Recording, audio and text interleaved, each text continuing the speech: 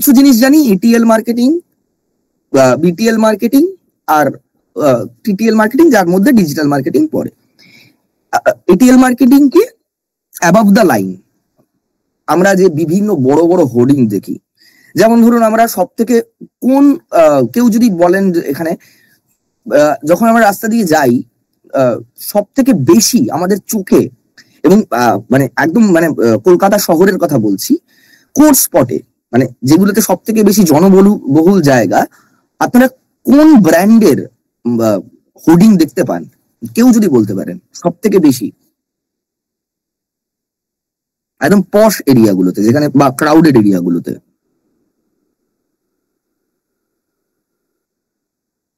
আচ্ছা, আমি বলে দিচ্ছি, অ্যাপেলের সব থেকে বেশি হোর্ডিং দেখা যায়। এটা হলো এটিএল মার্কেটিং। এবার এই হোর্ডিং গুলো দিতে কিরকম খরচা পড়ে? অ্যাপেল যেসব জায়গায় দেয়, আমার যতদূর ধারণা মান্থলি 8 থেকে 10 লাখ টাকা পড়ে। কারণ এটাও ডিপেন্ড করে যে কোন ব্র্যান্ড দিচ্ছে, এবং অ্যাপেল সারা পৃথিবী জুড়ে এই মার্কেটিংটা করে, যেখানে যেখানে ওদের রয়েছে। এবার এতে মুশকিলটা কি, আজকে বিদ্যাস্তুর পক্ষে সম্ভব নয় গড়িয়াহাটের মোড়ে একখানা এরকম বড় হোর্ডিং দেওয়া। তার কারণ তাতে যে খরচটা হবে আমি জানতেও পারবো না তাদের আউটকাম কি, এবং ওরা ব্র্যান্ড বিল্ডিং করে। অ্যাপেল একটা বিশাল বড় brand, one of the top brand of the world. ওদের কাছে জায়গা রয়েছে সেই মার্কেটিং এর খরচটা করার। আজকে বিদ্যাস্তুর কাছে নেই, Vidyastu is just a startup. এরপর আছে বিটিএল মার্কেটিং, সেটাও অ্যাপেল করে। কিভাবে করে? অ্যাপেলের শোরুমের বাইরে আমরা দেখতে পারি বিভিন্ন থাকে, হোর্ডিং থাকে। আমি অ্যাপেল বাদ দিলাম, ছোটখাটো একটা কোচিং সেন্টার লিফলেট বিলি করে, ছোটখাটো একটা রেস্টুরেন্ট বাড়িতে বাড়িতে লিফলেট দেয় বা রাস্তায় দাঁড়িয়ে লিফলেট দেয়, এগুলোকে বলা হয় below the line, BTL marketing. এরপর আসে ডিজিটাল মার্কেটিং। এবার ডিজিটাল মার্কেটিং কেন ভালো, মানে ভালো ভালো ভালো তো সব কটাই, যে কোনো মার্কেটিং এর প্রয়োজন রয়েছে। ছোট স্টার্ট আপ বা যে কোনো স্টার্ট আপের ক্ষেত্রেও, এবং যে কোনো এমএনসির ক্ষেত্রে, অ্যাপেলের কি আমরা ডিজিটাল মার্কেটিং দেখি না? আমাদের কি অ্যাপেলের অ্যাড গুলো আসে না সোশ্যাল মিডিয়াতে বা ইউটিউবে? আমরা যারা ভিডিও টিডিও দেখি বা ফেসবুক ইনস্টাগ্রাম যারা ইউজ করি, সেখানে আসে না? ডিজিটাল মার্কেটিং এর সুবিধাটা হলো সব থেকে কম খরচায় সব থেকে বেশি মানুষের কাছে পৌঁছে যাওয়া। তার কারণ আগে বাসে যাতায়াত করলে আমরা কি করতাম? আমরা জানলার দিকে তাকাতাম। এখন আমরা কানে হয় ইয়ারফোন নিয়ে স্পটিফাই শুনি, অথবা সোশ্যাল মিডিয়া স্ক্রল করি। করতে করতে আমার চোখে পড়ে বিভিন্ন ধরনের বিজ্ঞাপন।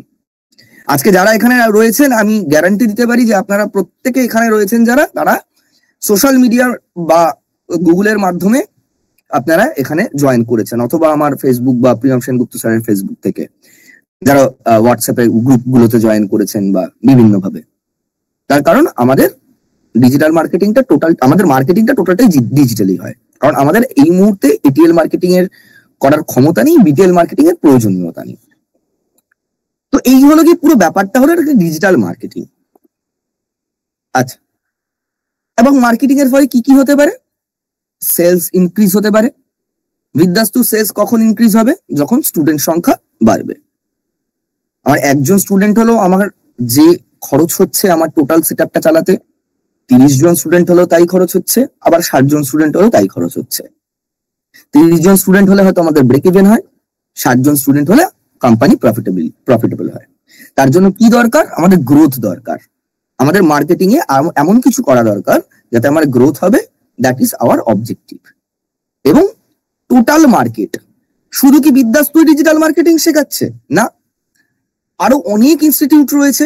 সেটা ন্যাশনাল কোনো ইনস্টিটিউট হতে পারে বা লোকাল কোনো ইনস্টিটিউট হতে পারে। বিদ্যাস্তু একটা লোকাল ইনস্টিটিউট যারা বাংলা ভাষায় শেখায়। এরকমই প্রচুর আরো রয়েছে। তো আমি কতটা মার্কেট অ্যাকোয়ার করে রয়েছি, এটাও মার্কেটিং এর একটা পার্ট। যে টোটাল আমি যদি শুধু ওয়েস্ট বেঙ্গল ধরি বা বাঙালি ধরি, তা এই যে টোটাল যে মার্কেট ভ্যালুটা রয়েছে, তার কতটা পার্সেন্টেজ শুধু বিদ্যাস্তুর কাছে আসে। এবং আমি গর্বের সঙ্গে বলতে পারি এই মুহূর্তে বিদ্যাস্তু সব থেকে বেশি মার্কেট অ্যাকোয়ার করে রেখেছে। তার কারণ আমাদের একটা 5 বছর ধরে একটা রেপুটেশন তৈরি হয়েছে, এখান থেকে হাজার হাজার স্টুডেন্ট কোর্স কমপ্লিট করে চাকরি পেয়েছে। সেই জন্য একটা কি বলবো, ব্র্যান্ড ভ্যালু তৈরি হয়েছে আমাদের। এই ব্র্যান্ড ভ্যালু তৈরি করতে গেলেও কি দরকার? Brand marketing. আচ্ছা, নেক্সট পয়েন্ট আসে ফানেলিং। ফানেলিং এ যাওয়ার আগে আমি একটু একটা ক্যাম্পেইন কি করে চালাতে হয় সেই জায়গায় আসবো। শুধু আমি ফানেলিং কাকে বলে একটু বলে দিই, তাহলে আমার বুঝতে সুবিধা হবে। আচ্ছা, বিদ্যাশ্রু স্টুডেন্ট, যখনই আমি একটা কোনো অ্যাড রান করব, অ্যাড চালাবো বা বিজ্ঞাপন দেব, আমি কি চাইবো? যে একটা পার্টিকুলার মাসের কাছে আমার অ্যাডটা পৌঁছুক। তার কারণ সবার জন্য তো নয়। ফেসবুকে আমরা যদি কোনো পোস্ট জাস্ট বুস্টে ক্লিক করি, দেখতে পারি সেখানে 18 থেকে 65 লেখা থাকে। এবার 18 থেকে 65 পুরোটা কি আমাদের টার্গেটিং গ্রুপ, মানে আমাদের স্টুডেন্ট হতে পারে? একজন 65 বছরের মানুষ কি ডিজিটাল মার্কেটিং শিখে কিছু করবেন? না, তিনি হয়তো মেয়ারলি এখন স্মার্টফোনটা চালাতে পারেন, বাট তিনি রিটায়ার করে গেছেন। আবার একটি 18 বছরের বাচ্চা, সে এখন উপার্জনের কথা ভাবছেই না। সে সে পড়াশুনো করছে, তার নির্দিষ্ট একটা ফোকাস রয়েছে। হয়তো কেউ ইঞ্জিনিয়ারিং করছে, কেউ কেমিস্ট্রি নিয়ে পড়ছে, কেউ ইতিহাস নিয়ে পড়ছে, কেউ বাংলা নিয়ে পড়ছে, কেউ কম্পিটিটিভ লিটারেচার নিয়ে পড়ছে। তার কাছে এখন পয়সা উপার্জনটা ম্যাটার নয়, তার এখন টোটাল ফোকাস সে যা চাইছে তার উপর। অ্যাকচুয়াল আমার টার্গেট কারা হতে পারে? যে যারা কেউ সরকারি চাকরির প্রিপারেশন নিচ্ছে, সে হয়তো 27 বছর অব্দি চেষ্টা করলো, পারলো না। তারপর সে কি চাইছে?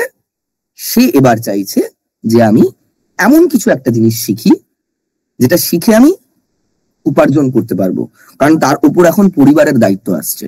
এবার আমি আস্তে আস্তে স্ট্র্যাটেজিতে ঢুকছি। It's all about psychology. Marketing it's all about psychology.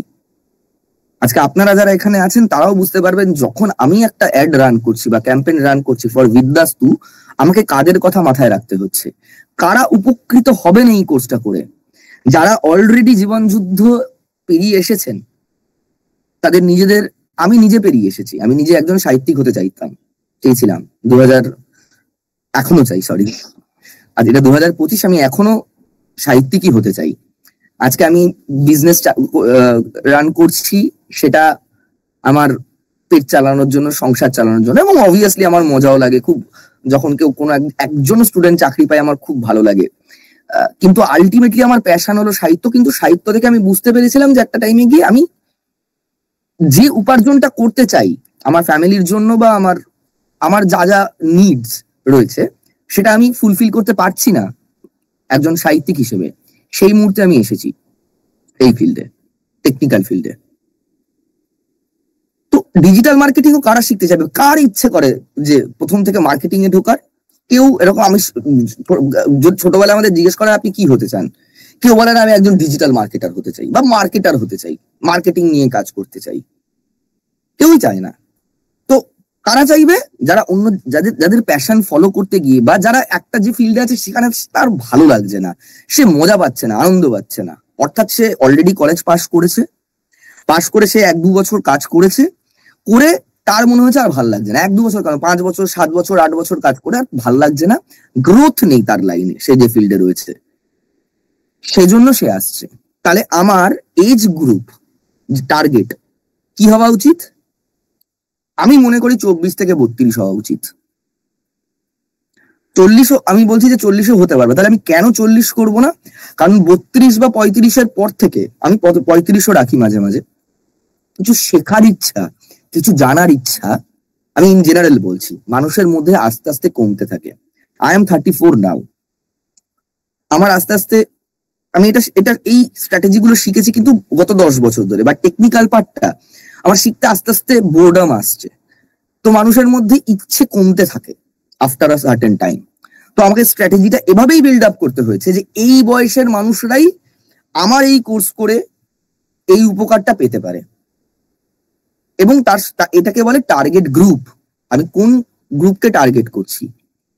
এবং একজন 24 বছর বয়সী লোক, ছেলে হোক বা মেয়ে হোক, যে ধরনের কন্টেন্ট পড়তে পছন্দ করে, একজন 40 থেকে 42 বছরের লোক কিন্তু সেই কন্টেন্ট পড়তে পছন্দ করে না। আজকে আমার 34, বাট আমার মনটা ভিতরে এখনো 26 হয়ে আছে, সেটা আলাদা কথা। বাট আমার পলিটিক্যাল জিনিস পড়ার থেকে অনেক বেশি ভালো লাগে মিম দেখতে, স্ট্যান্ড আপ কমেডি দেখতে। একটা কবিতা পড়তে, একটা কোনো ফানি পোস্ট পড়তে। কিন্তু একজন 40-42 বছর বয়সী লোকের হয়তো সেই ফানি জিনিসটা ভালো লাগছে না, লাগছে হয়তো, বাট সেটা পলিটিক্যাল এতে ভালো লাগছে। সে নিউজ দেখছে, সে ফিনান্স দেখছে, সে কোথায় ইনভেস্ট করা যায় দেখছে, সে মিউচুয়াল ফান্ড দেখছে, সে শেয়ার মার্কেট দেখছে। তাহলে আমার কন্টেন্টটা এমন হতে হবে যাতে আমি যে গ্রুপকে টার্গেট করছি সেই গ্রুপের যেন ভালো লাগে, এবং অবভিয়াসলি র্যাঙ্কিং বাড়াতে হবে। অর্থাৎ আমার মতন যারা আরো আমার কম্পিটিটর রয়েছে, আমাকে এমন কিছু করতে হবে যাতে আমি র্যাঙ্কে উপরে উঠি। This is called ফানেলিং। 1 কোটি লোক আছে, কোটি বাঙালি রয়েছে, 8-9-10 কোটি বাঙালি রয়েছে। আমি 9-10 কোটি বাঙালি প্রত্যেকে কি আমার টার্গেট না? আমি ফানেল করব যে অ্যাকচুয়াল আমরা এর মধ্যে থেকে আমার টার্গেট গ্রুপটাকে কিভাবে বের করে আনবো। This is a strategy. Market overview. আমার 3 ধরনের টার্গেট গ্রুপ থাকতে পারে। হয়তো আমার টোটাল মার্কেট যেটা 22 থেকে 25, তার 80% আমার টার্গেট গ্রুপ, যারা জাস্ট কলেজ পাস করেছে, করে ভাবছে একটা টেকনিক্যাল দিকে ঢুকবো। প্রত্যেকে আমরা জানি যে এই মুহূর্তে ডিজিটাল মার্কেটিং এর কিরকম ডিমান্ড। বুঝতেই পারছি যে পুরো বিষয়টাই যখন ডিজিটালি হচ্ছে, যত ডিজিটালাইজেশন হচ্ছে, যত এগিয়ে যাচ্ছে, সবাই চেষ্টা করছে যে অ্যাজ আ মার্কেটিয়ার আমি, অ্যাজ আ ডিজিটাল মার্কেটার আমি এগোতে চাই কেরিয়ার। সবাই দেখতে পাচ্ছে, বন্ধু থেকে জানতে পারছে যে এই ছেলেটা তো আমি জানতাম ইতিহাস নিয়ে পড়াশোনা করেছিল, ও এখন ডিজিটাল মার্কেটার কি করে হলো।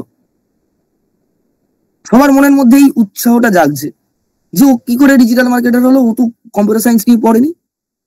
টার্গেট গ্রুপ 2, 26 থেকে 30, তারা অন্যান্য বিভিন্ন ফিল্ডে কাজ করেছে। তারা দেখছে তারা সেই কাজ করে তেমন স্যাটিসফাইড নয়, কিন্তু তার থেকে একটা ছোট ছেলে বা তার থেকে একটি বড় একজন কেউ সিনিয়র, সেই বয়সে গিয়ে অ্যাজ আ ডিজিটাল মার্কেটিয়ার বিশাল গ্রোথ করে বেরিয়ে গেছে, এবং তার কেরিয়ার তার থেকে বেটার। সে হয়তো কেরিয়ার শুরু করেছে 2 বছর, সে 7 বছর ধরে কাজ করেছে। সেটা আমার সেকেন্ড টার্গেট। থার্ড টার্গেট কি হতে পারে? Business owners. শুধু যে স্টুডেন্টরা এখানে কি বলে চাকরির জন্য আসে তা নয়, ডিজিটাল মার্কেটিং কোর্সে অনেকের নিজস্ব বিজনেস রয়েছে। তারা ভরসা করতে পারে না অন্য কারোর উপর যে নিজের বিজনেসের দায়ভারটা দিয়ে দিই। তারা কি চায় যে আমি নিজেই শিখে নেব। যেমন আমি নিজে শিখে নিজের বিজনেসে ডিজিটাল মার্কেটিং করি, এবং আমার পার্টনার করে। আমি ভরসা করতে পারি না অন্য কারোর উপর, আমি চাই নিজেই আমি শিখে নিজে করব। এটা আমার থার্ড টার্গেট গ্রুপ। এরকম 4th, 5th, 6th বহু টার্গেট গ্রুপ হতে পারে। সেই অনুযায়ী আমাদের বিভিন্ন ধরনের ক্যাম্পেইন রান করতে হয়। ক্যাম্পেইন বারবার বলছি, আসছি তাতে। এখন অব্দি কি বোরিং লাগছে কারো? মজা লাগছে?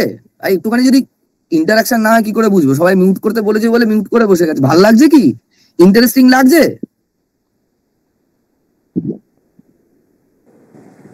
হ্যাঁ ঠিক আছে। বাহ, বিশাল এনার্জেটিক একটি অ্যান্সার পেলাম আমি। হ্যাঁ ঠিক আছে, চলে যা। আচ্ছা, এবার টার্গেট। Thank you. আরে না, ঠিক আছে। আচ্ছা, টার্গেট মার্কেট। আমার মার্কেটের যে কোনো মার্কেটিং এর ক্ষেত্রে কি কি হতে পারে? B2B। আমরা বারবার শার্ক ট্যাঙ্ক এখন প্রচুর শুনতে, মানে শার্ক ট্যাঙ্ক এখন প্রচুর ভাইরাল। আস্তে আস্তে এন্টারপ্রেনারদের সংখ্যা বাড়ছে। আফটার শার্ক ট্যাঙ্ক ইন্ডিয়া শুরু হওয়ার পর থেকে আমরা বহু জিনিস শুনি, B2B, B2C, D2C, বিভিন্ন জিনিস শুনি। What is B2B? Business to business. আমি মার্কেটিং যেটা করছি, আমার প্রোডাক্ট বা সার্ভিসের হোক, আমি কার কাছে পৌঁছচ্ছি। ধরা যাক আমি একজন এমন কেউ যে সার্ভিস দেয় কোনো বিজনেস ওনারকে। আমারই আরেকটি স্টার্ট আপ যেখানে ইন্টার্নশিপ হবে, যারা আপনারা করছেন, সিসিফাস ইনফোটেক। তারা কি করি? তারা বিভিন্ন ডেভেলপমেন্ট করা হয়, তাতে বিভিন্ন ডিজিটাল মার্কেটিং করা হয়, যেখানে আমাদের ডিজিটাল মার্কেটিং এক্সপার্টসরা রয়েছেন। তারা কাদের কাছে পৌঁছচ্ছি? বিভিন্ন বিজনেস ওনার্সদের কাছে। তাদের আমরা অ্যাজ আ এজেন্সি কাজ করছি, তাদের বিজনেস গ্রো করছি, তাদের হয়ে ওয়েব ডেভেলপমেন্ট করে দিচ্ছি, তাদের হয়ে অ্যাপ ডেভেলপমেন্ট করে দিচ্ছি, তাদের হয়ে সফটওয়্যার ডেভেলপমেন্ট করে দিচ্ছি। অর্থাৎ আমরা একটা বিজনেস যারা সার্ভিস কাদের প্রোভাইড করছি? আরেকটা বিজনেস ওনারদের। This is called B2B, business to business. Next আছে ইন্ডিভিজুয়ালস। কোন ইন্ডিভিজুয়ালের কাছে, কোন একজন ইন্ডিভিজুয়াল, ধরা যাক শুরুর দিকে আমি একা একটা বিজনেস ওনার, ফ্রিল্যান্সার ছিলাম, আমার একার দরকার ছিল একটা মার্কেটিং এর, সেখানে আমি ইন্ডিভিজুয়ালের কাছেও পৌঁছতে পারি। আরেকটা হতে পারে স্টুডেন্টস, যেটা আমি এই মুহূর্তে করছি। আমি যে মার্কেটিংটা করছি বা আমরা যে বিদ্যাস্তু যে মার্কেটিংটা করছি, স্টুডেন্টসদের কাছে পৌঁছচ্ছে। একটা টার্গেট মার্কেট থাকে যেখানে আমি কার কার কাছে, এটা শুধু 1 2 3 করে অপশন দিয়েছি। বিভিন্ন জিনিস হতে পারে, বিভিন্ন কনজিউমার্স হতে পারে, কারোর জুতোর দোকান থাকতে পারে, সে কিছু একটা করতে পারে। তো মার্কেট আমি কাকে টার্গেট করছি সেটা খুব ইম্পর্টেন্ট। এইবার একটা প্রচন্ড ইম্পর্টেন্ট জায়গা আসছে, জিওগ্রাফি। ডেমোগ্রাফি আর বিহেভিয়ারিয়াল, এই দুটোর মধ্যে তফাৎ কি? খুব সিম্পল একটা স্ট্র্যাটেজি বলছি। যারা ডিজিটাল মার্কেটিং নিয়ে চাকরি করতে চান, তাদের যারা চাকরি করতে চান, বিদ্যাস্তুতে 90% চাকরির জন্যই আসে। যারা আমি এটা কোর্স করব, 6 মাস করে প্লেসমেন্ট পাবো, আমি চাকরি করব। কারা চাইবেন? এই ধরনের চাকরি সব থেকে বেশি কোথায় রয়েছে? যে কোনো স্টেটেই আইটি হাব তৈরি হয় একটা মেট্রোপলিটন সিটিতে। কলকাতায়, মানে ওয়েস্ট বেঙ্গলে কলকাতা, শিলিগুড়ি, মালদা। তো আমার জিওগ্রাফিক্যাল, আমি যে টার্গেট অডিয়েন্স সেট করব, ধরা যাক কেউ কলকাতায় চাকরি করতে চায়, মেইনলি তো কলকাতা, আমি ধরুন দিলাম দক্ষিণ দিনাজপুর। আমার খুব কম চান্সেস একটা স্টুডেন্ট দক্ষিণ দিনাজপুর থেকে কলকাতায় এসে চাকরি করার জন্য একটা কোর্স করবে। সে চাইবে তার কাছাকাছি কিছু একটা, কোথাও একটা যেতে। শিলিগুড়ির কোনো এর থেকে সে কোর্স করতে চাইবে যাতে শিলিগুড়িতে সে প্লেসমেন্ট পায়। তো এটা হলো ডেমোগ্রাফি। আমাকে একটা লোকেশন ক্রিয়েট করতে হয়। এখানে আমার মনে হয় না এমন কোনো স্টুডেন্ট আছে যে বহু দূরে থাকে কলকাতা থেকে, স্টেটের মধ্যে। তো ডেমোগ্রাফি একটা খুব ইম্পর্টেন্ট জিনিস। যখন আপনারা এই কোর্সটা করবেন, দেখবেন যে কিভাবে ডেমোগ্রাফি সেট করতে হয়। যে এই পার্টিকুলার, আবার যদি আমি একটা জুতোর ব্যবসা করি, আমাকে দেখতে হবে কি এই জুতোর, আমি যদি স্টোর্স গুলো অনলাইন বাদ দিয়ে আমি কোথায় কোথায় পাঠাতে পারি। আমি পুরো ওয়েস্ট বেঙ্গলে আমার যদি ডিস্ট্রিবিউটরশিপ ভালো থাকে আমি পাঠাতে পারি। আবার এই জুতোর ডিমান্ড কোথায় বেশি রয়েছে, আমি রিপোর্ট চেক করবো গত 1 বছরের, যে আমার মেইনলি এই জায়গা থেকে বেশি হয়েছে। তো আমি চেষ্টা করব আমার বিজ্ঞাপন যেন ওই পার্টিকুলার এরিয়াতেই বেশি করে দেখানো হয়, যাতে আমার সেলস বাড়ে। আর নেক্সট ইজ বিহেভিয়ারিয়াল। ধরুন কেউ ফেসবুকে শুধু, মানে ফেসবুক কেন, ইনস্টাগ্রামে শুধু স্ট্যান্ড আপ কমেডি দেখে, নাথিং এলস। সে জীবনে কোনোদিন, তার কেরিয়ার পুরো সেট আপ হয়ে গেছে, তার টেকনিক্যাল দিকে, আইটির দিকে আসার কোনো প্রয়োজনীয়তাই নেই। সে হয়তো ভূগোলের অধ্যাপক, তার কাছে যদি আমি ডিজিটাল মার্কেটিং এর একটা অ্যাড যায় বা কোনো একটা কোর্সের অ্যাড যায়, আমার লাভ আছে? নেই। তাহলে আমার বিহেভিয়ারটাও জানতে হবে যে আমার টার্গেট গ্রুপ, পিজি যেটাকে বলে, সে চাইছে কিনা, সে কোনোদিন এই সম্পর্কে সার্চ করেছে কিনা, তার এই সম্পর্কে কোনো ইন্টারেস্ট রয়েছে কিনা।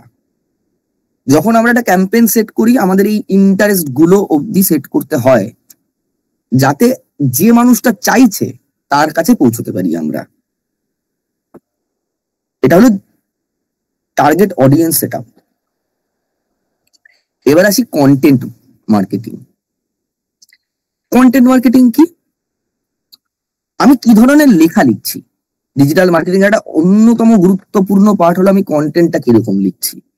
আমার যদি কন্টেন্ট, অর্থাৎ একটা থাম্বনেল বানালাম, একটা পোস্টার বানিয়েছি, তার মধ্যে তো কন্টেন্ট থাকে যে 6 মাসে শিখুন এবং চাকরি পান।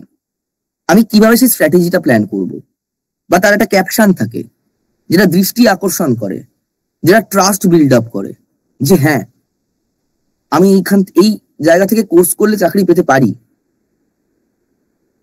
বিজনেস কেস, কেউ কি চাকরি পেয়েছে? আজকে বিদ্যাস্তুর ওয়েবসাইট অথবা সোশ্যাল মিডিয়া যে প্ল্যাটফর্ম গুলোতে আসলে দেখবেন যে আমরা বারবার যখনই স্টুডেন্টরা চাকরি পায়, আমরা তাদের বলি একটা ফিডব্যাক ভিডিও দিতে। নাহলে মানুষ বিশ্বাস করবে কেন আমাদের? আজকে যদি এত হাজার হাজার স্টুডেন্ট এখান থেকে কোর্স করে চাকরি না পেত, তাহলে তারা বিশ্বাস করবে কি করে? আমি শুধু বলে যাচ্ছি শিখুন চাকরি পান, শিখুন চাকরি পান, বাট না, আমাকে তো কেস দেখাতে হবে, কেস স্টাডি দেখাতে হবে যে ইয়েস আমরা করেছি, আমাদের এখান থেকে হয়েছে, আমাদের এখান থেকে কোর্স করে চাকরি পেয়েছে লোকজন। তবে না আপনারা ভাববেন যে না ঠিক আছে, আমি যে কোর্স ফিসটা দিচ্ছি সেটার ভ্যালু আছে, that's there comes business value. যে আমি এর থেকে আমি কি ভ্যালু অ্যাড করতে পারছি। একটা যে কোনো বিজনেসের ক্ষেত্রে আমি যদি আমার প্রোডাক্ট বা সার্ভিস হোক, একটা কথা বলেন যে অসৎরা কোনোদিন বড় হতে পারে না। বহু, আমি কারোর নাম নেব না, বহু এরকম টেক রয়েছে। আমি আমার কাছেও যখন ফোন আসে, আমার ক্লোজ যারা রয়েছে তাদের মাধ্যমে যারা আমাকে ফোন করে, তারা বলে যে স্যার কোর্স তো করেছিলাম, তারপর কোনো প্লেসমেন্ট সাপোর্ট দেওয়া হয়নি। সেই বিজনেস কি টিকবে? আমি যদি আজকে 10টা স্টুডেন্টকে দেখাতে না পারি যে তারা চাকরি পেয়েছে, তাহলে কি আমার এই ইনস্টিটিউট চলবে? বা 5 বছর ধরে চলতো, বা আগামী দিনে আমি আরো যখন গ্রোথের প্ল্যানে রয়েছি, আমার কি করে চলবে? আমি যদি একটা ভ্যালু অ্যাড করতে না পারি, আমি যদি ভালোভাবে শেখাতে না পারি, আমি যদি প্লেসমেন্টের অ্যারেঞ্জমেন্ট না করতে পারি, আমি যদি প্রপার ইন্টার্নশিপ এ মানে রিয়েল টাইম মানে বিভিন্ন কোর্সে শেখাতে না পারি, তাহলে কেন আমার কাছে আসবে কেউ? একটা বিজনেস সবসময় চলে উইন উইন সিচুয়েশনে। আমি কিছু দিলাম, তাহলে আমি কিছু পেলাম। আমি যদি কিছু না দিই, তাহলে আমি কিছু পাবো না, এইটুকুন গ্যারান্টিড। সেটা একটা যে কোনো ক্ষেত্রে, শুধু বিজনেস নয়, আমাদের জীবনের প্রত্যেকটা ইস্যুতে, এমনকি ভালোবাসার সম্পর্কেও। আমি একজনকে ভালোবেসে যাচ্ছি, সে আমার সঙ্গে দুর্ব্যবহার করে যাচ্ছে, কিভাবে ব্রেকআপ হয়ে যাবে? একটা বিজনেসও সেভাবে চলে। আমি আমার কাস্টমারকে কিছু ভালো প্রোডাক্ট দিতে পারছি, তাহলে গিয়ে সে আমার প্রোডাক্ট কিনবে। আজকে আমরা ফেসবুক কেন করি? কারণ ফেসবুক আমাদের প্রচুর দিয়েছে, এন্টারটেনমেন্ট দিয়েছে, বিজনেস দিয়েছে, আইডিয়াস দিয়েছে, কন্টেন্ট দিয়েছে, নানা রকম জিনিসপত্র দিয়েছে, ইউটিউব এত কিছু দিয়েছে। That is Google, right? আচ্ছা, গুগল বা মেটা আমাদের যদি এত কিছু ফেরত না দিত, তাহলে এরা এত বড় কিছু হতে পারতো না। তো বিজনেস অলওয়েজ ভ্যালু দিতে হয়। সেটাও কিভাবে আমি ভ্যালু দেবো, সেটাও একটা মার্কেটিং স্ট্র্যাটেজির প্ল্যানিং এর মধ্যে পড়ে। আচ্ছা, খুব ইম্পর্টেন্ট একটা পার্ট। আমরা একদম লাস্টের দিকে, আমি বেশি লম্বা করব না আজকে। শর্ট অ্যানালিটিক্স কি হয়? আমার স্ট্রেংথ কি, আমার বিজনেসের স্ট্রেংথ কি কি রয়েছে? নিশ্চয়ই কিছু স্ট্রেংথ রয়েছে যার জন্য আমার বিজনেস চলছে।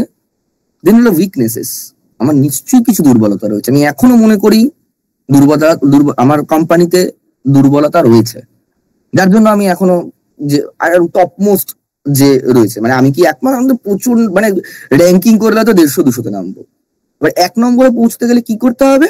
নিজের উইকনেসেস গুলোকে আগে চিনতে হবে।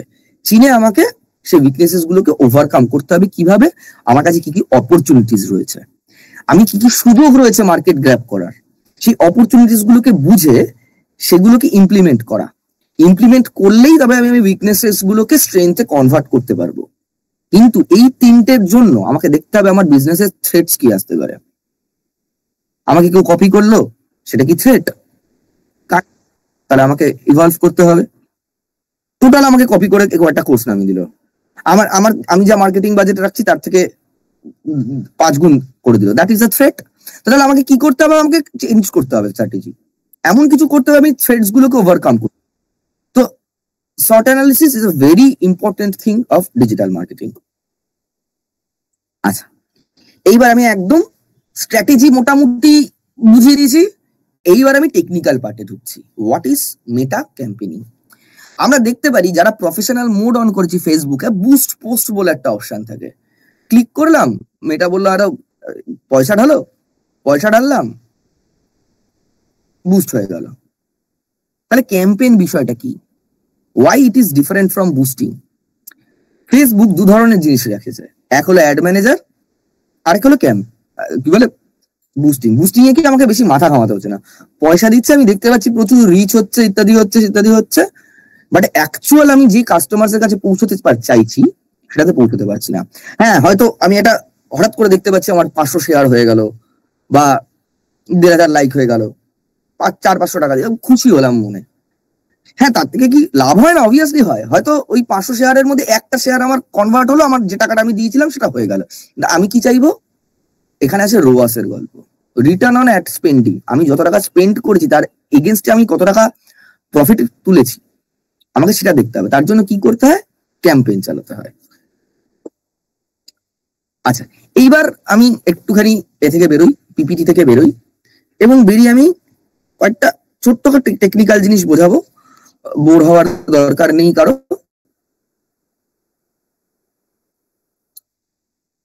ফার্স্ট আছে Meta business suite. Business suite কি? ধরা যাক এই ক্লাসটা, এখানে 30+ লোকজন আছে, এই ক্লাসটা হলো একটা বিজনেস স্যুট এবং প্রত্যেকটি ইন্ডিভিজুয়াল হলো এক একটা বিজনেস। তাহলে যখন একটা ডিজিটাল মার্কেটিং এজেন্সি, তার কাছে তো প্রচুর ক্লায়েন্ট রয়েছে, বহু বিজনেস ওনার্স রয়েছে বা কোম্পানিজ রয়েছে যারা তাদের কাছে এসেছে তাদের বিজনেস রান করার জন্য। এই সমস্ত ইন্ডিভিজুয়াল বিজনেস গুলোকে একত্রিত করায় রাখা হয় কোনো একটি এজেন্সির নির্দিষ্ট মেটা business স্যুটে।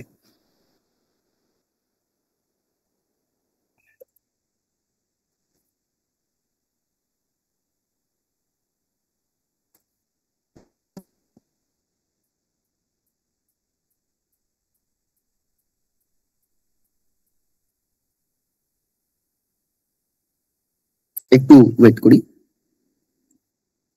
This is Meta business suite. এখান থেকে বিভিন্ন ধরনের যে বিজনেস গুলো রয়েছে সেখানে এগুলো আমি এক জায়গায় রাখতে পারি। আমি দেখতে পাচ্ছি আমি অলরেডি এইগুলো চলেছে, সেই জন্য এগুলো Meta business suite. Meta business স্যুটের আন্ডারে কি আসে? Ad manager. কি কি দেখতে পাচ্ছি? Account overview, campaigns, audience, billing and payments, ad reporting. Account overview মানে টোটাল ওভারভিউটা দিচ্ছে আমার, যে কি কি অ্যাড চলেছে, কি কি হয়েছে। ক্যাম্পেইন, সেটা আসবো। অডিয়েন্স, আমি কি কি অডিয়েন্স সেট করেছিলাম বিভিন্ন ক্যাম্পেইনিং এর জন্য। বিলিং অ্যান্ড পেমেন্টস, আমি কত টাকা অ্যাড রান করেছি, আমার কত টাকা এখন অ্যাকাউন্টে আছে, বিল, ওটা হলো কি পুরোপুরি ফিনান্সের। এবং অ্যাড রিপোর্টিং, আমার অ্যাড রেজাল্ট কেমন দিয়েছে। এবার আমি ক্যাম্পেইনসে আসি।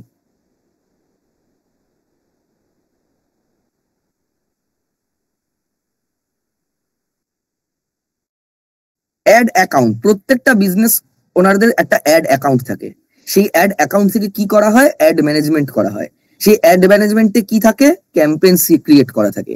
আজকে আমি সেটাই দেখাবো। জাস্ট আর 5 থেকে 7 মিনিট নেব, একটা ওভারভিউ দেব। অ্যাকচুয়াল জিনিস আপনারা ক্লাসে শিখবেন বা নেক্সট ওয়ার্কশপে শিখবেন।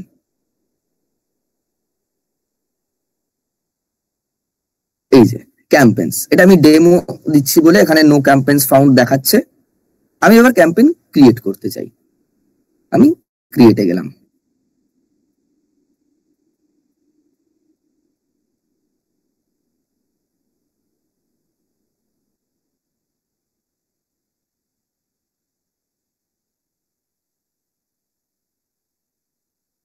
সরি, আমার নেটটা একটু বোধহয় স্লো, তাই একটু টাইম নিচ্ছে।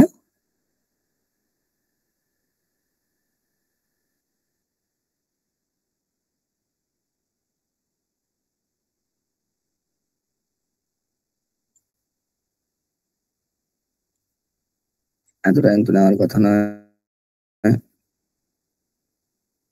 একটু রিলোড করি।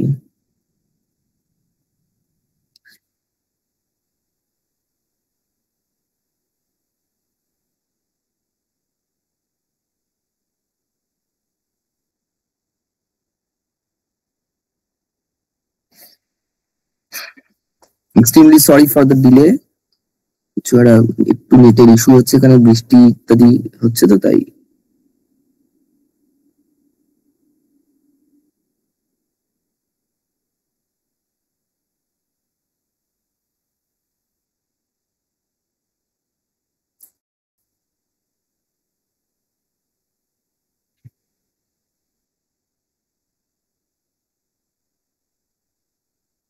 আচ্ছা, ততক্ষণ বলতে থাকি। একটা ক্যাম্পেইন মানে হলো, যতক্ষণ লোড হচ্ছে কি করবো, আর ইন্টারনেটের প্রবলেম হলে লোডটা হোক। একটা ক্যাম্পেইন হলো, আমরা ক্যাম্পেইন কথাটা শুনেছি যে অমুক বিষয়ে আমরা ক্যাম্পেইনিং করব, মানে কোন একটা পার্টিকুলার ইস্যুর জন্য, পার্টিকুলার সার্ভিসের জন্য, পার্টিকুলার প্রোডাক্টের জন্য আমি একটা ক্যাম্পেইন তৈরি করি। এই ক্যাম্পেইনের বিভিন্ন টাইপস হয়। এই যে ক্যাম্পেইন, একটা যে কোনো বিষয় ক্যাম্পেইন, ধরা যাক ডিজিটাল মার্কেটিং এর বিষয়ে ক্যাম্পেইন, এই কোর্সের বিষয়। তার আন্ডারে কি কি থাকে? অ্যাড সেটস থাকে। অ্যাড সেট মানে অ্যাড সেট মানে ধরুন একটা শপিং মল, যেমন ধরা যাক সাউথ সিটি মল, এটা একটা ক্যাম্পেইন। এর মধ্যে কি আছে? অ্যাড সেটস, অর্থাৎ পার্টিকুলার বিভিন্ন ব্র্যান্ডস রয়েছে। বিভিন্ন ব্র্যান্ডস মানে সরি বিভিন্ন মানে প্রোডাক্ট রয়েছে। ধর যে খাওয়ার দোকান একটা অ্যাড সেট, জুতোর দোকান আরেকটা অ্যাড সেট, কাপড়ের দোকান আরেকটা অ্যাড সেট। এর আন্ডারে কি থাকে? অ্যাডস। জুতোর দোকানের আন্ডারে কি কি রয়েছে? অ্যাডিডাস রয়েছে, নাইকি রয়েছে। আবার খাবার দোকানের এতে কেএফসি রয়েছে, ডমিনোজ রয়েছে, পিজা হাটস রয়েছে, অমুক রয়েছে। এটা ক্যাম্পেইনের মধ্যে একটা পার্টিকুলার, ধরা যাক শুধু ডিজিটাল মার্কেটিং এর জন্য আমি একটা ক্যাম্পেইন ক্রিয়েট করেছি। সেই ক্যাম্পেইনের এগেইনস্টে আমি 3-4টে অ্যাড সেট করেছি। এক একটা অ্যাড সেট এক একটা কারণে করেছি। সেই কারণগুলো আমি যতক্ষণ এটা লোড হচ্ছে আমি দেখাতে পারছি না।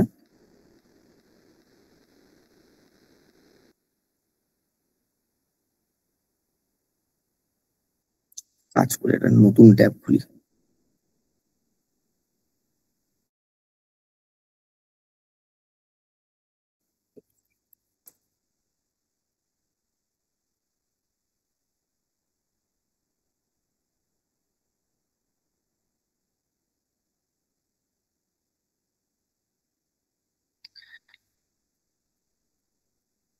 এবং সেই অ্যাড সেটের আন্ডারে বিভিন্ন অ্যাডস রয়েছে।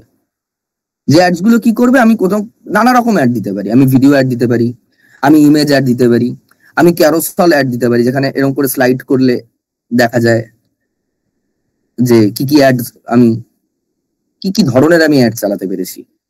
এবার মনে হচ্ছে আশা করি খুলবে।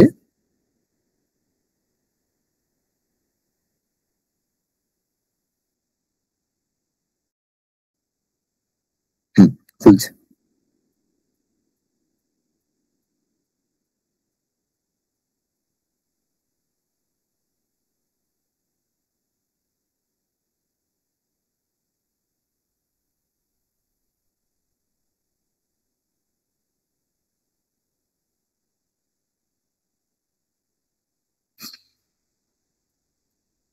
নেটটা আজকে খুবই স্লো।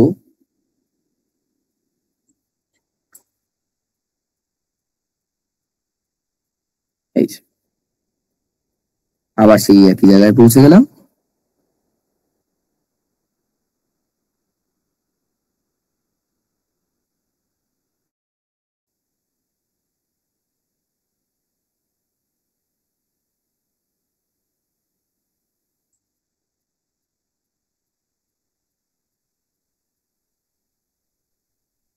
আচ্ছা, এটা আমাকে অ্যাড ক্রিয়েট করতে বলছে না, আমি ক্যাম্পেইন ক্রিয়েট করব।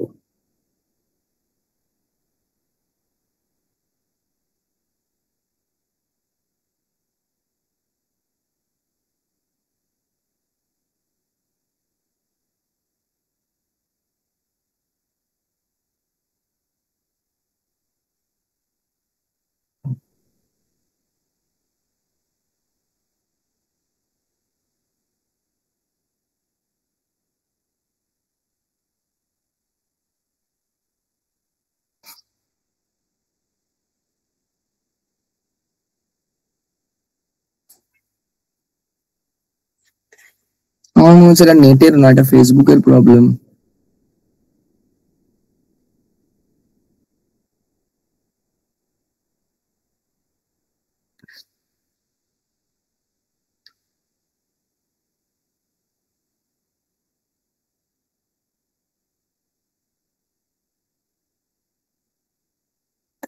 কারণ নেটের প্রবলেম তো আমার কথা শুনতেই আপনাদের অসুবিধা হতো।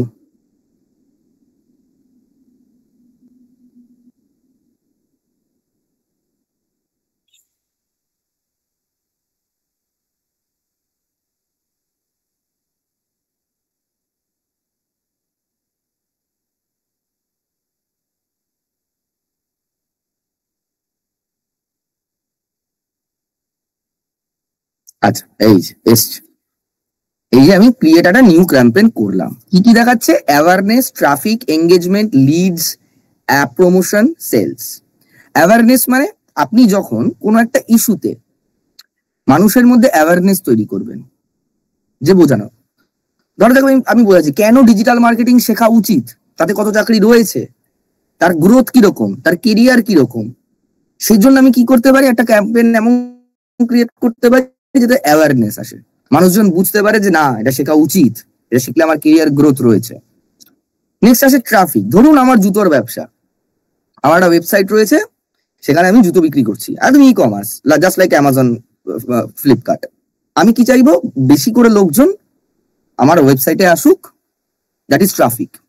নেক্সট আছে এঙ্গেজমেন্ট। এঙ্গেজমেন্ট মানে ধরুন আপনি একজন সোশ্যাল ইনফ্লুয়েন্সার, আপনার এসে আরো বেশি বেশি করে লোক আপনাকে ফলো করুক, আপনার রিচ বাড়ুক, আপনার লাইক কমেন্ট শেয়ার বাড়ুক, এটাকে বলে এঙ্গেজমেন্ট। যাতে আপনি পরবর্তীকালে অর্গানিক্যালি মানে উইদাউট স্পেন্ডিং মানি আপনি আরো গ্রো করতে পারেন। নেক্সট আসে লিডস।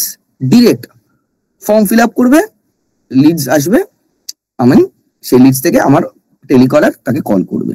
অ্যাপ প্রমোশন, কারোর ধরুন নিজের অ্যাপকে মানে অ্যাপ ডাউনলোড করানোর হয়, তারা সেই অ্যাপ প্রমোশনে যাবে। তারপরে আসে সেলস, ওটা ওই সেলস এর মতন ডিরেক্ট। আমি দেখতে পাচ্ছি যে তাতে ক্যাটালগ সেলস হতে পারে, বিভিন্ন ক্যাটালগ তার কাছে শো করলো, সে মেসেঞ্জারে পিং করলো বা ইনস্টাগ্রাম বা হোয়াটসঅ্যাপে করলো বা কল করে ডিরেক্ট কিছু বিক্রি করতে চাইলো। আমি আজকে দেখাবো লিডস এর।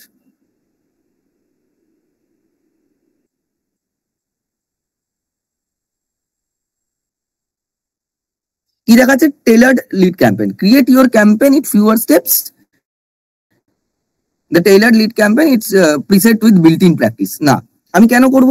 ফেসবুক কি করে জানবে যে আমার বিজনেস কি? আমি কি করব? ম্যানুয়াল লিড ক্যাম্পেইনে যাব।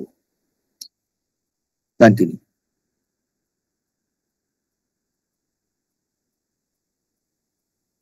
আচ্ছা, কজন আছে দেখিনি, সবাই আবার এই নেটের সমস্যার জন্য চলে গেল না তো?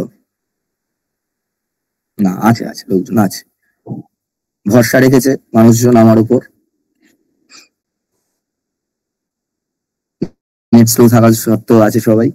আচ্ছা, দেখতে পাচ্ছি নিউ লিড ক্যাম্পেইন হয়ে গেছে। আমি ক্যাম্পেইনের কোনো একটা নাম দিতে পারি, the campaign for digital marketing, আমি শর্টে ডিএম লিখছি। আমার আগের ক্যাম্পেইন গুলো দেখাচ্ছে। এইবার দেখতে পাচ্ছি এখানে নিউ লিডস অ্যাড সেট, অর্থাৎ এই ক্যাম্পেইনে তুমি যে নতুন অ্যাড সেট করছো, সেই অ্যাড সেটে তুমি কি কি করতে চাও তার নাম দাও ফার্স্টে। আমি এখানে 10টা অ্যাড সেট করতে পারি, তাহলে আমি এখানে একটা নেব 1। আচ্ছা, অ্যাড সেট আমি যেটা করবো সেই অ্যাড সেটটা কিন্তু একই টাইপের হবে, তার এগেনস্ট আমি কি কি অ্যাড চালাচ্ছি সেটা আলাদা কথা, কিন্তু অ্যাডের টাইপ সেই অ্যাড সেটে মানে অ্যাড সেট 1 এর আন্ডারে আমি এই অ্যাড সেটটাকে যেভাবে সেট করব, অ্যাডস কিন্তু সেই অনুযায়ী চলবে। অ্যাডস সেট হলো গিয়ে ওই জুতোর দোকান, জুতোর দোকান মানে জুতোরই দোকান, আর আমি জুতোর দোকানে বই বিক্রি করতে পারি না, আমি বিভিন্ন জুতো বিক্রি করতে পারি, বিভিন্ন ব্র্যান্ডের জুতো বিক্রি করতে পারি, বাট সেট যেটা আমি করবো সেটাই থাকবে। এবার এখানে কি কি, কেউ ওয়েবসাইটে পাঠাতে চায়, কেউ ওয়েবসাইট বা কলে পাঠাতে চায়, কেউ ইনস্ট্যান্ট ফর্ম ক্রিয়েট করে দিতে চায়, কেউ মেসেঞ্জারে পাঠাতে চায়, কেউ ফর্ম এবং মেসেঞ্জার দুটোতে পাঠাতে চায়। আমি ইনস্ট্যান্ট ফর্ম রাখলাম, এটা ডিপেন্ড করছে যার যেটা প্রয়োজনীয়তা তার উপর। নেক্সট, এই পারফরমেন্স গোলস কি বা এগুলো আমি দিচ্ছি না। অ্যাকশন ওয়েবসাইট, আমার ওয়েবসাইট দেওয়া রয়েছে।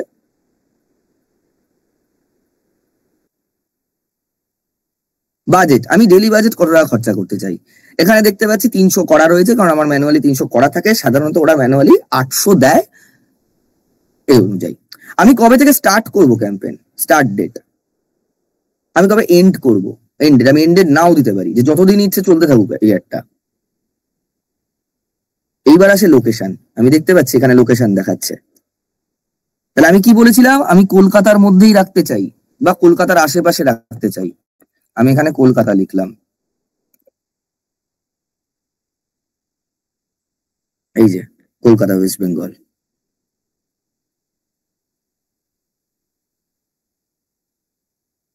এখানে আমাকে দেখিয়ে দেবে কলকাতার কতটা জায়গা ও করে আছে। আমি এটাকে বাড়াতেও পারি, এখান থেকে ও বাড়ানো কমানোরও অপশন দিয়ে রাখে, 10 থেকে 50। আমি ছোট করতে পারি, ন্যারো ডাউন করতে পারি, যে আমার একদম প্রপার কলকাতার লোকজন চাই, বা আমি একটুখানি যারা বারাসাতকেও কলকাতা ভালো বলতে ভালোবাসে তাদেরও চাই, তাহলে আমি এটা বাড়িয়ে 50 করতে পারি।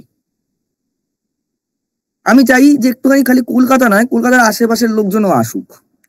আমি 24 পরগনা দিতে, দক্ষিণ 24 পরগনা বা উত্তর 24 পরগনা দিতে চাই, আমি সেটাও অ্যাড করতে পারি। খালি দেখবো যেন ক্রস করে না যায়, মানে হয় না, ইন্টারসেক্ট না করে যায়, তাহলে আমার লস। মানে একই দুটো জায়গার জন্য আমার দুবার ঢুকবে। তো এরকম ভাবে অডিয়েন্স সেট করা যায়, তাই লোকেশন সেট করা যায়। আচ্ছা, এখানে এখনো দেখাচ্ছে সেভ অডিয়েন্স, আমি এখনো অডিয়েন্স আমার কমপ্লিট হয়নি। অডিয়েন্স কন্ট্রোল এর মধ্যে বিভিন্ন জিনিসপত্র পড়ে, এই যে reach people interested in your cities in your religion. এবার আমি শো মোর অপশনে গেলাম। মিনিমাম কোন বয়সী লোকেরও যেন আমার লেখা আমার এই এটা পড়তে চায়, আমি সেটাও সিলেক্ট করতে পারি। আমি চাই আমি 22-এর নিচে যেন কেউ আমার অ্যাড না দেখুক, কারণ আমার তাদের লাভ নেই।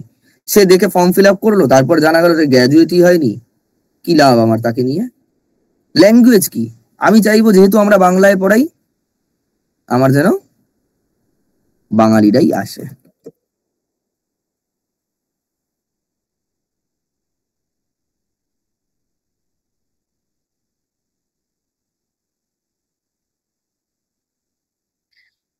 আমি এক্সিস্টিং অডিয়েন্সও দিতে পারি, আমার যে এক্সিস্টিং অডিয়েন্স রয়েছে, আমার যে অডিয়েন্স ক্রিয়েট করা রয়েছে, যেমন পেজ যারা ভিডিও ভিউজ দেখেছে, আমি এক্সক্লুড করে দিতে পারি যে এরা তো দেখছেই আমার পেজে, বা পেজ ভিজিটার তো দেখছেই, আমি এদের কাছে কেন, আমার তো পয়সা নষ্ট, তারা তো এমনি আমার পেজে এসে জানতে পারছে। আমি এটা এক্সক্লুড করে দিলাম যে আমার পেজের যারা দেখছে আমার তাদের দরকার নেই, তারা অলরেডি আমার অ্যাড দেখেছে, তারা অলরেডি আমার কাছে আছে, আমার দরকার নেই তার কাছে পৌঁছানোর, আমি বেকার টাকা কেন নষ্ট করব।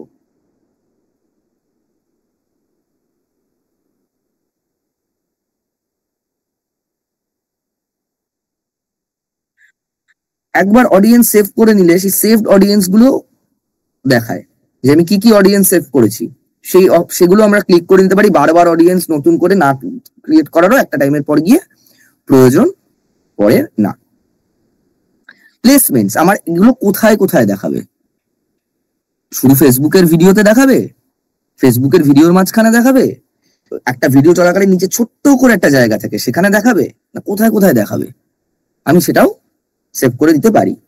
অ্যাডভান্টেজ প্লাস প্লেসমেন্ট, মেটা বিভিন্ন জায়গায় কোন জায়গায় বেটার আমার এই অ্যাডটা থেকে কনভার্সন হচ্ছে সেটা বুঝে সেখানে বেশি বেশি করে মেটা আর্টিফিশিয়াল ইন্টেলিজেন্স অনুযায়ী বিভিন্ন অ্যাড দিতে থাকে।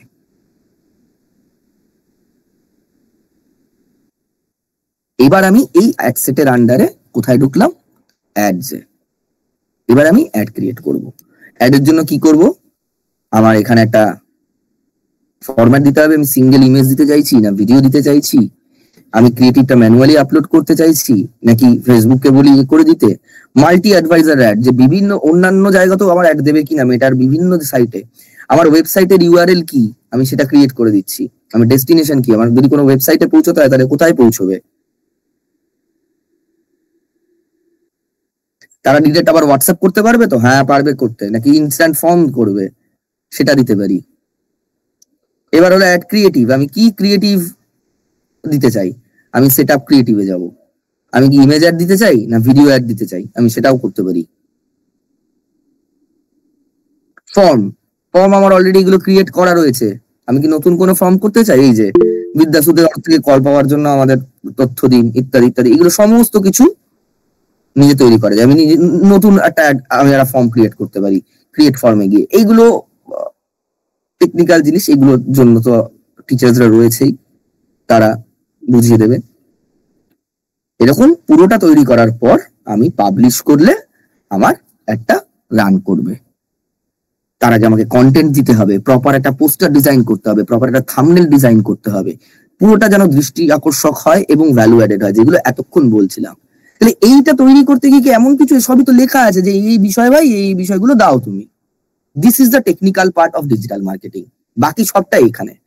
আমি দুর্দান্ত করে করে 3,000 টাকা বাজেট দিয়ে দিলাম, কিন্তু আমার কন্টেন্ট ভালো নয়, আমার মার্কেটিং স্ট্র্যাটেজি ভালো নয়, আমার কি বলে লেখা ভালো নয়, আমার থাম্বনেল ভালো নয়, হবে না। এই জিনিস করতে কি এসে যায়? আপনারা তো দেখেননি কোনোদিনের আগে, এটা তো 7 দিন হার্ডলি। আসলটা হলো এখানে, এইটা খাটাতে হবে আমাকে, যে বিজনেসটা বুঝতে হবে আমি কি বিজনেস করছি, আমার সেই বিজনেসের টার্গেট অডিয়েন্স কারা, আমার সেই বিজনেসের ইন্টারেস্ট কি, এইগুলো হলো কি মেন জিনিস। আমি আবার একটু পিপিটিতে ফিরে যাই। তাহলে ক্যাম্পেইন, অ্যাডসেট আর অ্যাড এর মধ্যে পার্থক্য বোঝা হয়ে গেছে। আচ্ছা, এবার হলো গিয়ে সব থেকে ইম্পর্টেন্ট জিনিস, AI tools in digital marketing. আমি বলছিলাম যে ডিজিটাল মার্কেটিং এর একটা আমাদের পুরো ফ্রি কোর্সই রয়েছে ইউটিউবে 2 বছর আগে। এই 2 বছরে কি চেঞ্জেস হয়েছে? এই 2 বছরে চেঞ্জেস হয়েছে এআই। এআই আসার পর 2 বছর আগে যে আমি যে ক্যাম্পেইনটা দেখালাম, ওটা যদি আপনারা দেখেন, ভিডিওতে দেখবেন, তার থেকে আকাশ পাতাল তফাৎ। পুরো সেটআপটাই বদলে গেছে। বিভিন্ন ধরনের এআই ইন্টিগ্রেশন হয়েছে। শুধু তাই নয়, আরো নানা রকম এআই এসছে। আমরা যখন র্যাঙ্কিং আমি করতে চাইবো, আমাকে বিভিন্ন কিওয়ার্ডস ইউজ করতে হবে, তার জন্য এআই টুলস রয়েছে। অবভিয়াসলি চ্যাট জিপিটি একটা তার মধ্যে অন্যতম জিনিস। ক্যাপশন ডট এআই বলে, সরি, কার্সার ডট এআই বলে রয়েছে, যেখানে বিভিন্ন রকমের কোড লিখে দেয়। কি বলে, নামটা মনে পড়ছে না, কার্সার ডট এআই কোড লেখার জন্য, আর ওটা কি যেন, কন্টেন্ট লেখার জন্য একটা কপি ডট এআই।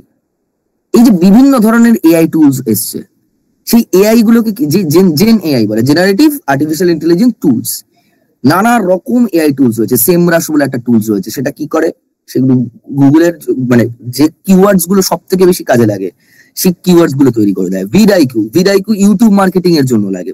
ইউটিউবের এসইও সে তৈরি করে দেয়, কিরকম ক্যাপশন নেওয়া উচিত, কিরকম থাম্বনেল নেওয়া উচিত, কোন কোন কিওয়ার্ডস এই মুহূর্তে ট্রেন্ডিং চলছে, সেগুলোর জন্য নানা ধরনের এআই টুলস রয়েছে, যেগুলো আমাদের কোর্সে শেখানো হবে। প্রত্যেকটা এআই টুল ধরে ধরে, যেই এআই টুলস গুলো এই মুহূর্তে না জানলে ডিজিটাল মার্কেটিং এ আপনি হয়তো শিখতে পারবেন, টেকনিক্যাল পার্ট এবং স্ট্র্যাটেজিও হয়তো আপনার দুর্দান্ত, বাট ওই এআই টুলস গুলো যদি আপনি না জানেন, তাহলে আপনার লেট হবে, বা আপনি অতটা অপটিমাইজ করতে পারবেন না, অতটা ভালো হবে না। একটা কন্টেন্ট ক্যালেন্ডার বানানো কি, সেটার জন্য কিভাবে এআই ইউজ করতে হয়, একটা এআই কে কিভাবে ট্রেন করতে হয়, যে আমার ভাই এই স্ট্র্যাটেজি, ভাই তুমি আমাকে টোটালটা বানিয়ে দাও। আপনারা আমাদের বিদ্যাস্তুর ইউটিউব চ্যানেল সাবস্ক্রাইব করতে পারেন। আমি প্রত্যেকদিন কোনো না কোনো নতুন নতুন এআই এর সেখানে আমি মানে শেখাই, সেটা কি করে ইউজ করতে হয় এবং কাদের কাদের কি জায়গায়। সে শুধু ডিজিটাল মার্কেটিং নয়, যে কোনো ফিল্ডে যারা আছেন তারা করতে পারেন। আরেকটা জিনিস আমি একটু বলবি স্ট্র্যাটেজিস অনুযায়ী, কন্টেম্পোরারি অনলাইন মার্কেটিং। এই মুহূর্তে সব থেকে ট্রেন্ডিং কি চলছে আমাদের দেশে, apart from the political thing, সেটা হলো আইপিএল, রাইট? আমুল আমার একটা খুব প্রিয় ব্যান্ড, যারা প্রচন্ড পরিমাণে কন্টেম্পোরারি মার্কেট ইউজ করে। এই যে ছবি দুটো দেখছি, এই দুটো ছবি চলে যাচ্ছে কেন,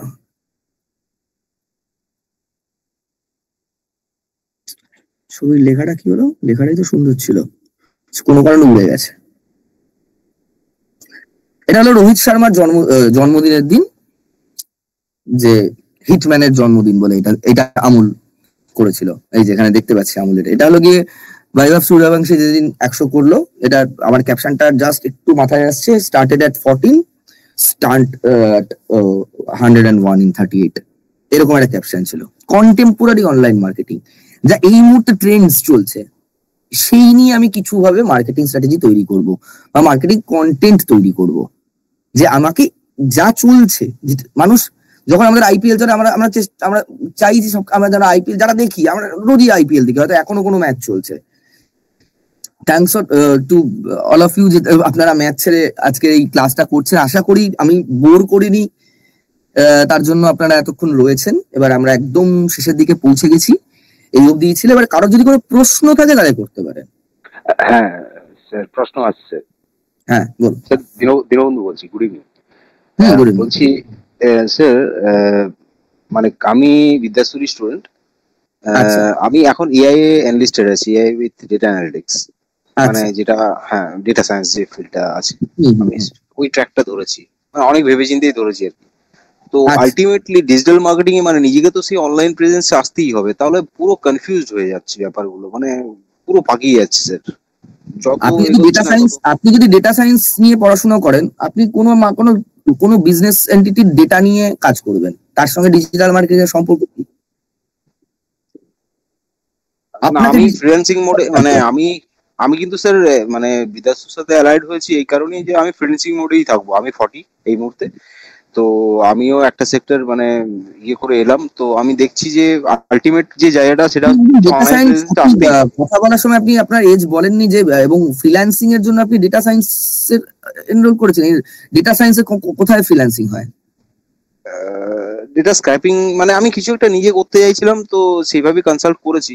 আর এআই ফিল্ডটাই যেহেতু ওটা এআই মানে এনেবলড, তো সেক্ষেত্রে আমি চাইছিলাম যে জেনারেটা ওখান থেকে পেয়ে যাব, তাহলে আলটিমেট ব্যাপারটা সেই এআই ওরিয়েন্টেডই থেকে যাচ্ছে, মানে লাস্ট অফ অল গিয়ে ঠেকছে সেই এআই, যা দেখলাম সার্ভ করে সবকিছুতে এআই লাগে। কিন্তু আপনি যদি এআই এন্ড এমএল কোর্সটা নিয়ে থাকেন, ওটা totally hardcore data science projects, যেখানে আপনাকে টোটাল একটা ডেটা নিয়ে কাজ করতে হবে। আপনি যদি ফ্রিল্যান্সিং সেখান থেকে জোগাড় করতে পারেন তো ভেরি গুড, তাতে আপনি সেটা একটা হিউজ অ্যামাউন্ট অফ ফ্রিল্যান্সিং এর মার্কেট। ডিজিটাল মার্কেটিং এ এরকম না যে আমি ফ্রিল্যান্সিং করলাম মানে আমি প্রথমেই 1.5-2 লাখ টাকা রোজগার করে নিলাম। কেউ যদি সেরকম কোনো এক্সপেকটেশন নেই, না ওই এক্সপেকটেশনটা নেই স্যার। 10,000 থেকে শুরুটা হোক না, নিজে কিছু হয়তো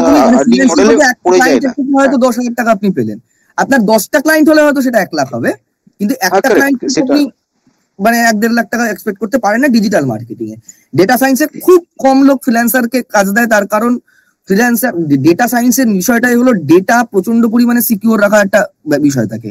সেখানে নিজেদের ইনবিল্ট টিম ছাড়া, মানে ডেটা সায়েন্সে বা এআইএমএল এ ওয়ার্ক ফ্রম হোমও হয় না, তার কারণ কোনো ডেটা কেউ শেয়ার করবে না, তাকে অফিসে গিয়েই কাজ করতে হবে। ঠিক আছে। আর কারো কোনো প্রশ্ন রয়েছে?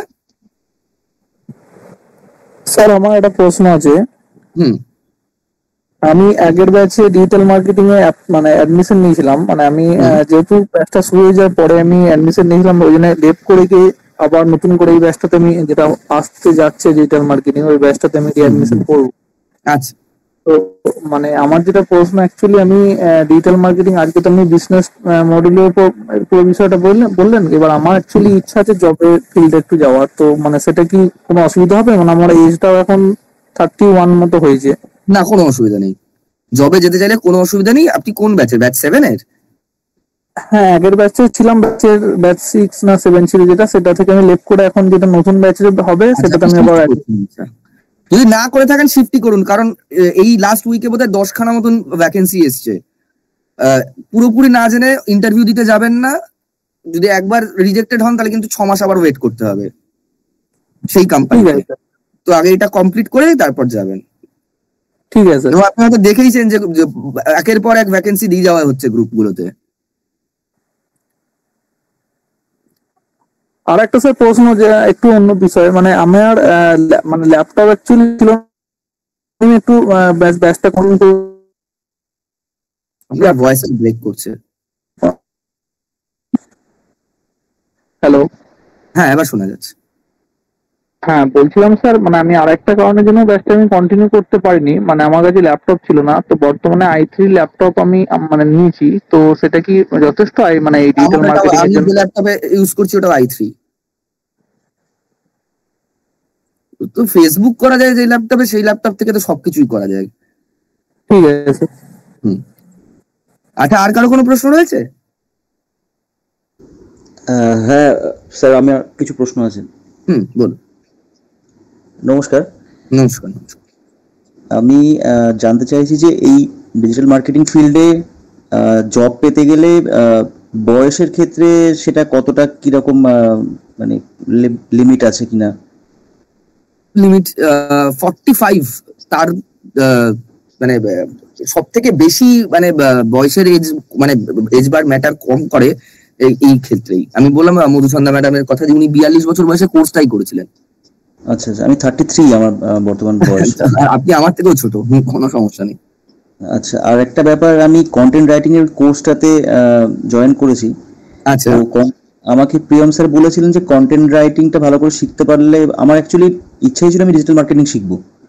তো আমাদের অধিকাংশ স্টুডেন্টই যারা রয়েছেন, মানে আমাদের এই সিসিপাস ইনফোটেকেই তো আমরা যারা বেস্ট স্টুডেন্ট আমরা ছাড়ি না, তাদের অন্য কোনো কোম্পানিতে আমরা নিজেরাই নিয়ে নিই, হয় বিদ্যাস্তুতেই নিই বা সিসিপাস ইনফোটেকে নিই। তো রমানি যিনি রয়েছেন আমাদের এই স্টুডেন্ট, উনি কন্টেন্ট রাইটিংও শিখেছিলেন এবং ডিজিটাল মার্কেটিংও শিখেছিলেন। ওই জন্য ওনাকে আমরা ফার্স্ট প্রেফারেন্স দিয়েছিলাম, কারণ দুটো জানা থাকলে আমাদের খুব সুবিধা না, যে আমার যিনি একজন ফুল স্ট্যাক ডিজিটাল মার্কেটার হয়ে গেলেন, তিনি কন্টেন্ট রাইটিংও জানেন, তিনি ডিজিটাল মার্কেটিংও জানেন, তো তার সঙ্গে কাজ করাটা আরো বেশি ইজি। যারা দুটো জানে এবং প্রপারলি শেখে আমরা বাইরে যেতে দিই না, আমরা নিজেরা অ্যাবজর্ব করে নিই। আচ্ছা আচ্ছা, আর একটা প্রশ্ন হচ্ছে যে ডিজিটাল মার্কেটিং এর ক্ষেত্রে ফ্রিল্যান্সিং এর সুযোগ কেমন কি আছে? প্রচুর। আমরা তো সিসিপাস ইনফোটে ফ্রিল্যান্সিং দিয়ে শুরু করেছিলাম, মানে আমি এবং আমার এক বন্ধু, সেখান থেকে আমরা এখন একটা এলএলপি কোম্পানি। আচ্ছা আচ্ছা, ব্যাপারটা একটা টাইমের পর গিয়ে এত ক্লায়েন্ট হয়ে যায় যে তখন আর একা পক্ষে সামলানো সম্ভব হয় না, তখন কোম্পানি ফর্ম করে লোকজন হায়ার করতে হয়। যে কোনো কোম্পানি এভাবেই শুরু হয়। বিদ্যার্থ প্রথমে আমি একা ফ্যাকাল্টি ছিলাম, এখন আমাদের 35+ ফ্যাকাল্টি। কারণ আমার পক্ষে, আমি হয়তো 9 মাসে 6 মাসে একটা আমার ভাল লাগে আপনাদের সাথে কথা বলতে বলে আমি আসতে পারি, নয়তো সমস্ত ফ্যাকাল্টিরাই নেয় এবং তারা আমার থেকে অনেক বেশি এক্সপিরিয়েন্সড। তো স্টার্টিং ফ্রিল্যান্সিং দিয়েই করা উচিত আস্তে আস্তে, তাহলে কি হয় কোনো রকম ইনভেস্টমেন্ট লাগে না। আমি নিজের টাকাতেই নিজে ইনভেস্ট করে সমস্ত কিছু করেছি। আচ্ছা, আর একটা ব্যাপার জানা ছিল যে ডেটা অ্যানালিটিক্স এর যে কোর্সটা আপনাদের আছে, এইটাতে কি কোনো মানে বয়সের কোনো বাধ্যবাধকতা আছে? মানে আমি প্রথমটা নিয়ে করেছিলাম, 32 এর পর একটু সমস্যা হয়। আর ফুল স্ট্যাক ওয়েব ডেভেলপমেন্টের ক্ষেত্রে 35। আচ্ছা আচ্ছা, এই কাজগুলো মানে পুরোটাই অফিস জব হয়? মানে আপনি যেটা বলেন একটু আগে যে ওটা কখনোই ওয়ার্ক ফ্রম হোম সম্ভব নয়। ডেটা সায়েন্স কোনোভাবে ওয়ার্ক ফ্রম হোম সম্ভব নয়। ওয়েব ডেভেলপমেন্টও খুব মানে রেয়ার কেসে ওয়ার্ক ফ্রম হোম হয়। সাধারণত ডিজিটাল মার্কেটিং বা content writing totally work from home হতে পারে। ডিজিটাল মার্কেটিং এর ক্ষেত্রে হাইব্রিড মডেল হয়, যে হয়তো সপ্তাহে 2 দিন যেতে হলো, 3 দিন বাড়ি থেকে কাজ। আচ্ছা আচ্ছা, ধন্যবাদ স্যার। সম্পূর্ণ ওয়ার্ক ফ্রম হোমের কনসেপ্টটা কিন্তু আস্তে আস্তে উঠে যাচ্ছে। কিছু কোম্পানিতে অবভিয়াসলি রয়েছে যারা অফিস ইনফ্রাস্ট্রাকচার করতে চায় না, সেই খরচা করতে চায় না, কিন্তু কোভিড হয়ে গেছে, কিন্তু প্রায় 4 বছর হতে চললো, কোভিড শেষ হয়ে গেছে। তো আস্তে আস্তে এই ওয়ার্ক ফ্রম হোমের কনসেপ্টটা আবার উঠে যাচ্ছে। অন্তত আমার কোম্পানিতে তো আমি তুলে দিয়েছি, 2টো কোম্পানিতেই। আচ্ছা, ধন্যবাদ স্যার, শুভরাত্রি। আচ্ছা, তাহলে এইবার শেষ করব, আমার ব্যাটারির চার্জ মানে ফুরিয়ে আসছে। হ্যাঁ, আর যদি কারো প্রশ্ন থাকে, আর লাস্ট একটা প্রশ্ন। হ্যাঁ হ্যাঁ, বলছি আমি অ্যাকচুয়ালি আমার পিএইচডি ইন বায়োটেকনোলজি, তো আমার পোস্টডকও, আমি টিচিং এক্সপিরিয়েন্সও আছে ইন ফার্মাসি কলেজে বায়োটেকে। তো অ্যাকচুয়ালি আমি ক্যারিয়ার ব্রেকে ছিলাম লাস্ট 1.5 ইয়ার্স। তো আমি এখন কিছুতে একটা জয়েন করতে চাই। তো মানে কন্টেন্ট রাইটিং কি মানে জিনিসটা আমার পক্ষে সুইটেবল হবে? মানে আমি কন্টেন্ট রাইটিং এর কোর্সটাতে আমি ডিটেলসটা দেখেছিলাম, কিন্তু এই যে আপনি যখন রেজের ব্যাপারটা বলছেন, সেক্ষেত্রে কি এটা কোনো একটা বাউন্ডারিজ হতে পারে? আপনার যদি এজটা একটু যদি বলেন। আমার এজ 39, মানে 40 ধরুন প্রায়। কন্টেন্ট রাইটিং এর ক্ষেত্রে অসুবিধা হবে না, স্কিল থাকলে কোনো সমস্যা হবে না। এবার যেহেতু আমার নিজস্ব পাবলিকেশন আছে বা পেটেন্ট আছে, সেই ক্ষেত্রে কি মানে কন্টেন্ট রাইটিং এ কোনো মানে সায়েন্টিফিক, মানে স্পেসিফিকলি ধরুন আমি সায়েন্টিফিক কন্টেন্ট রাইটিং এর জন্য তো আপনার সবথেকে ভালো হবে সেটা, মানে আপনি যখন একাডেমিক ফিল্ডে রয়েছেন, আমাদের শানি ম্যাডাম মানে চানি এরকম কেউ আসুক যারা অলরেডি একাডেমিক্স এ রয়েছেন, উনি লুফে নেবেন আপনাকে। হ্যাঁ, মানে আমি একাডেমিক্স এই আছি। মানে এবার আমার যেটা একটা কোয়েশ্চেন, আমি অনেকের কাছ থেকেই শুনেছি, আমার বন্ধু বান্ধব যারা, মানে অ্যাকচুয়ালি ডক্টর সুচন্দ্র ব্যানার্জি আপনাদের রেফারেন্সটা আমাকে দিয়েছে। তো ও আমাকে বলছে, যেটা আমি জানতে পারছিলাম যে মানে একাডেমিক, আমি ধরুন বায়োটেকে রয়েছি, তো এই ক্ষেত্রে মানে স্পেসিফিক ওই ওরিয়েন্টেড সাবজেক্টে কি পাওয়া যায়, ধরুন বায়োলজি ওরিয়েন্টেড বা কিছু? না, এরকম তো হয় না, মানে বিভিন্ন, এটা পুরোপুরি টেকনিক্যাল, ওটা সেই অনুযায়ী আপনাকে দেওয়া হবে। মানে কি করে সেটা আপনি বের করবেন, তার জন্য বললাম না গুচ্ছ এআই টুলস রয়েছে। কিন্তু এই যে আপনি অলরেডি আপনার পেপারস রয়েছে, পেটেন্ট রয়েছে, আপনি ফরম্যাটটা জানেন, আপনি জানেন কি জানি আপনারা ল্যাটেক্স কিসে কাজ করেন জানো? আমরা তো ওয়ার্ডে বা পাওয়ার পয়েন্ট বা এগুলোতে ইউজ করি, বিভিন্ন ধরনের এইগুলো আছে, ওগুলো জানলেই হবে। আর আপনি বেসিকটা জানেন, আপনি অলরেডি একটা ধাপ আপনি অলরেডি কমপ্লিট করে ফেলেছেন। মানে তাহলে কি আমি যদি ধরুন কন্টেন্ট রাইটিং এর দিকে যাই, তাহলে আমার ব্যাকগ্রাউন্ডে কি আমি একটুখানি প্রেফারেন্স পাবো? অবভিয়াসলি পাবেন।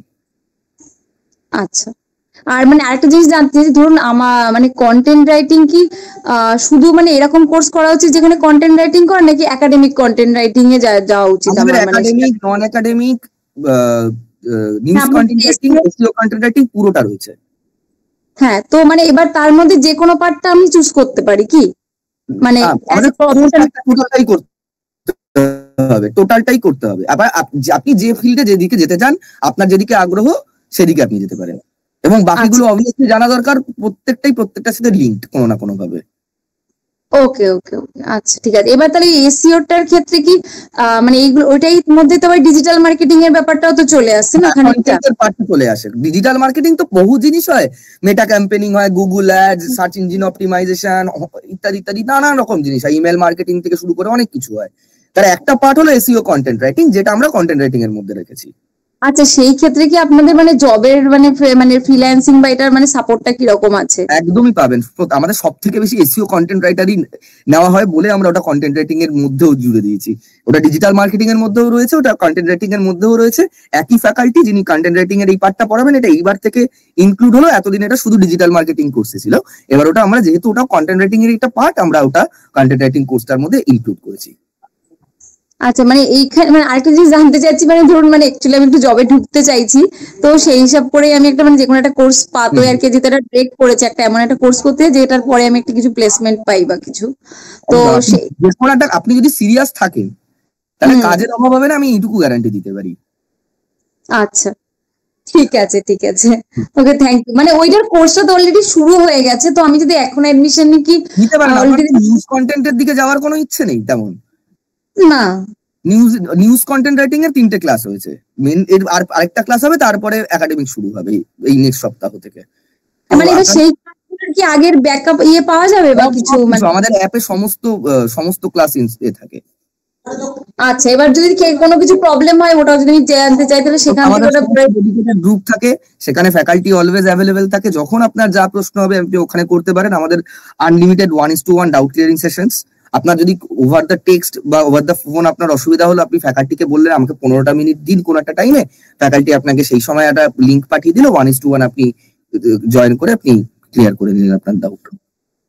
ওকে okay okay, thank you very much. Okay, thank you সবাইকে। আমাকে এবার বেরোতে হবে। Thanks a lot, good night সবাইকে। সিট বেশি নেই, ফোন নাম্বার দেওয়াই রয়েছে প্রত্যেকটা গ্রুপে, আপনারা জানেন। লাস্ট যে স্লাইডটা রয়েছিল, আমি আত্রি ম্যাডাম বা দিয়া ম্যাডাম যিনি রয়েছেন বলবো আরেকবার গ্রুপে দিয়ে দিতে। শুভরাত্রি, সবাই ভালো থাকবেন এবং বাঙালি বাংলায় শিখবে।